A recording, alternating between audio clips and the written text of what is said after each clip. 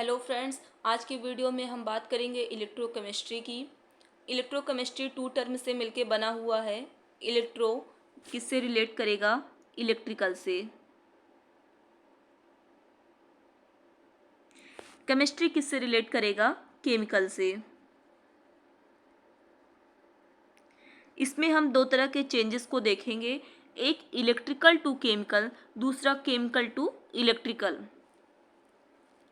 अगर change chemical to electrical energy में होगा तो वो कौन सा सेल होगा? Electrochemical cell.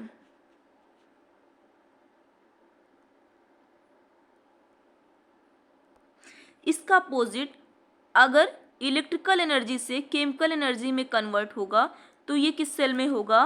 Electrolytic cell.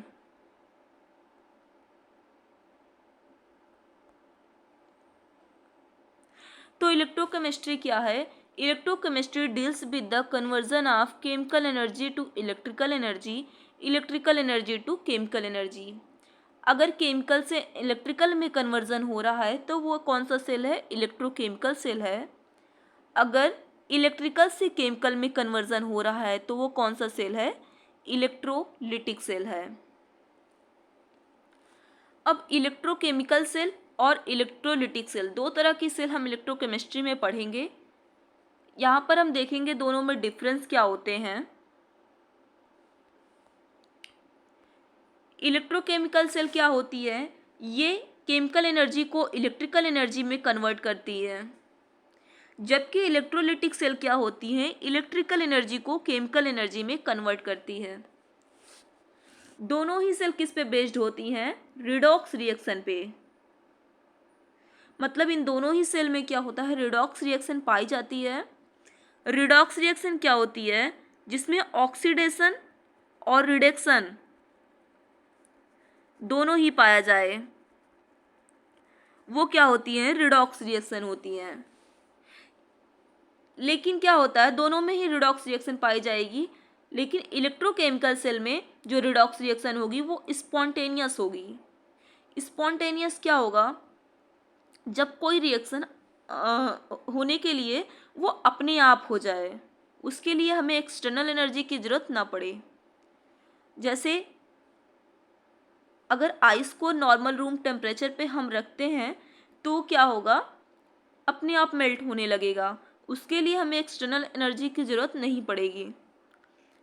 लेकिन इलेक्ट्रोलिटिक सेल में क्या होता है? रिडॉक्स रिएक्शन जो होती है वो नॉन स्पॉन्टेनियस होती है। नॉन स्पॉन्टेनियस क्या होता है?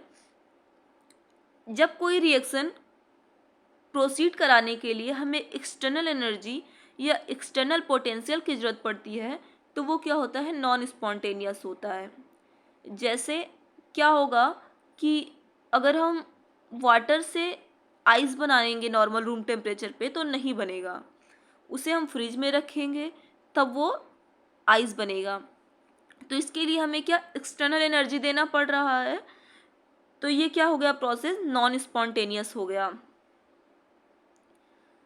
इसके लिए हमें क्या करना पड़ता है? एनर्जी, एक्सटर्नल एनर्जी सप्लाई करनी पड़ती है। इलेक्ट्रोकेमिकल सेल में क्या होगा? केमिकल चेंज जो होगा वो दो डिफरेंट बीकर में होगा। इसमें टू डिफरेंट टाइप के कंटेनर्स होते हैं और दोनों में ही क्या होगा? डिफरेंट टाइप के इलेक्ट्रोलाइट और इलेक्ट्रोड्स रहते हैं। जबकि इलेक्ट्रोलिटिक सेल में क्या होगा? एक ही कंटेनर्स में कैथोड भी होगा और एनोड भी होगा। इलेक्ट्रोकेमिकल सेल का एनोड जो होगा वो नेगेटिव होगा और कैथोड क्या होगा? पॉजिटिव होगा। लेकिन इलेक्ट्रोलिटिक सेल में क्या होगा? एनोड पॉजिटिव होगा और कैथोड नेगेटिव होगा। लेकिन हमेशा क्या होगा? एनोड पर क्या होगा? ऑक्सीडेशन होगा और कैथोड पर रिडक्शन। इसको याद करने का बेसिक ट्रिक है रेड कैट। रिडक्शन हमेशा किस पर होगा? कैथोड पर होगा और ऑक्सीडेशन किस पर होगा? एनोड पर होगा। तो ये क्या है? इलेक्ट्रोकेमिकल सेल और इलेक्ट्रोलाइटिक सेल में बेसिक डिफरेंस है। अब हम देखेंगे यहाँ पर इलेक्ट्रोकेमिकल सेल।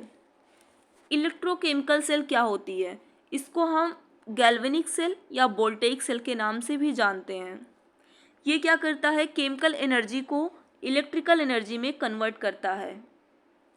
इलेक्ट्रोकेमिकल सेल का एग्जाम्पल है डेनियल सेल।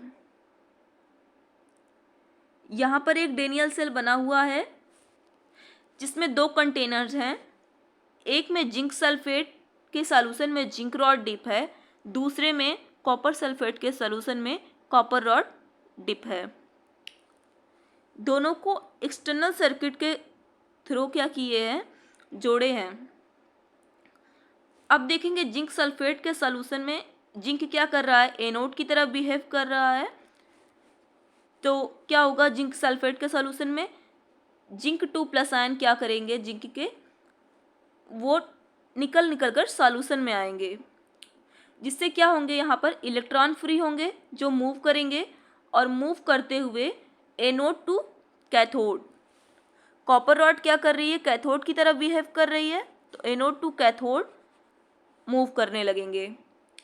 जब ये कॉपर रॉड के पास पहुँचेंगे तो यहाँ पर कॉपर के पास इलेक्ट्रॉन बहुत ज़्यादा हो जाएंगे, तो कॉपर सल्फेट के सॉल्यूशन से Cu2+ आयन निकलकर क्या होगा? कॉपर रॉड के चारों तरफ आकर चिपक जाएंगे और सॉल्यूशन में क्या रह जाएगा? SO4 2- ion.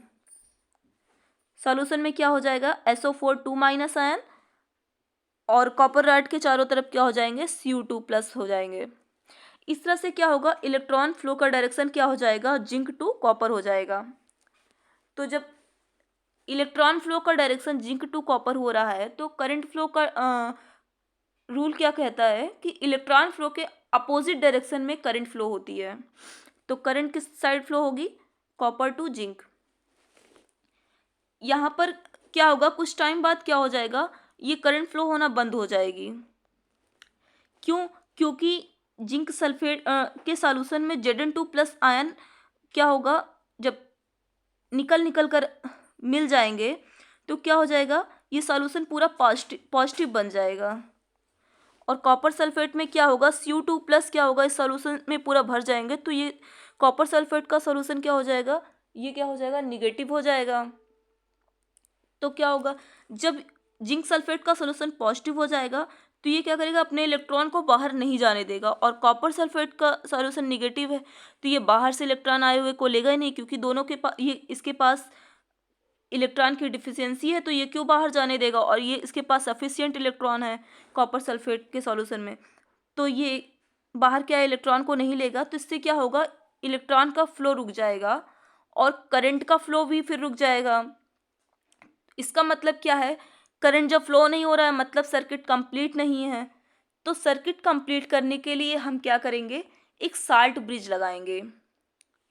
साल्ट ब्रिज जिसमें क्या करे रहेंगे? KCl इलेक्ट्रोलाइट फिल कर देंगे। तो KCl क्या करेगा? K+ और Cl- में टूट जाएगा।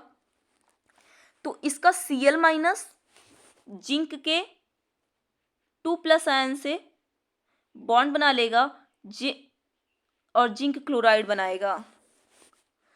और यहाँ पर पोटेशियम का प्लस और इस सॉल्यूशन के SO4 2- आयन से बॉन्ड बनाएगा, तो K2SO4 बना देगा।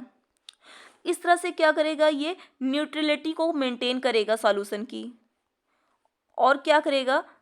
इसके इलेक्ट्रॉन को फ्री करेगा। जिंक सल्फेट के सॉल्यूशन के मतलब जिंक के इलेक्ट्रॉन को क्या करेगा? फ्री करेगा मूव करने के लिए। तो इलेक्ट्रॉन क्या होने लगेगा? फिर से फ्लो होने लगेगा, जिससे करंट फिर से फ्लो होने लगेगी। तो क्या हो जाएगा? सर्किट कंप्लीट हो जाएगा। तो इसमें क्या होगा? एक एक्सटर्नल सर्किट होगा और एक इंटरनल सर्किट होगा। तो ये क्या हो गया? Electrochemical cell. इसमें क्या होगा? जिंक सल्फेट पे क्या होगा? एनोड की तरफ बिहेव कर रहा है। जिंक के क्या कर रहे हैं? इसकी रिएक्शन क्या हो जाएगी एनोड पर? क्योंकि जिंक के 2 इलेक्ट्रॉन क्या कर रहे हैं? फ्री हो रहे हैं और जिंक 2+ बन रहा है। तो क्या हो जाएगा? जिंक का Zn2+ + 2e-, और कैथोड पर क्या रिएक्शन होगी? Cu2+ क्या करेगा, 2 इलेक्ट्रॉन लेगा और क्या बन जाएगा, कॉपर बन जाएगा।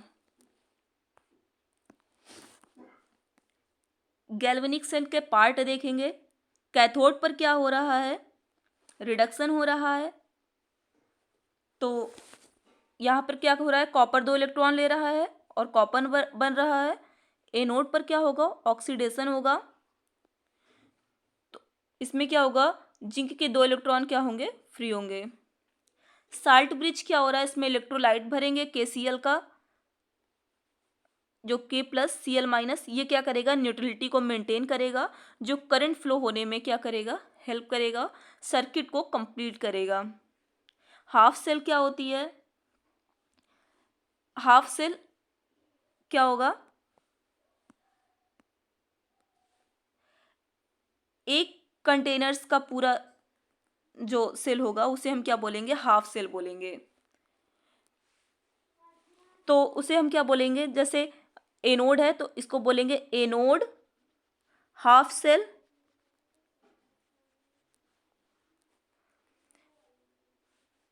इसका एक ट्रिक होता है, क्या हो जाएगा, loan, LOAN, left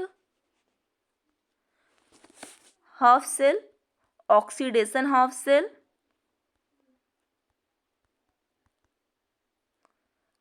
anode half cell, negative half cell. तो लेफ्ट साइड वाले को क्या बोलेंगे, लेफ्ट हाफ सेल बोल सकते हैं, ऑक्सीडेशन हाफ सेल बोल सकते हैं, एनोड हाफ सेल बोल सकते हैं, या नेगेटिव। और इसका अपोजिट राइट साइड वाले को क्या बोलेंगे, right half cell,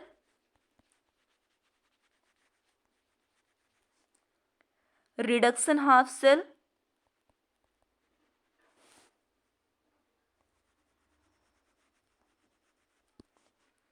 cathode half cell,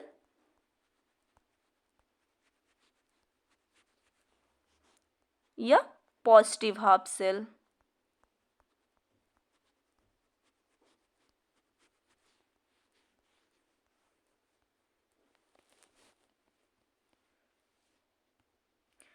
तो ये क्या है, इसकी ट्रिक है, लोन। अब यहाँ पर एक्सटर्नल सर्किट क्या होगा, conduct the flow of electron between electrodes. ये क्या करेगा, इलेक्ट्रोड्स के बीच में इलेक्ट्रॉन फ्लो को क्या करेगा, कंडक्ट कराएगा। इलेक्ट्रॉन फ्लो को क्या कराए, इलेक्ट्रॉन का फ्लो कराएगा।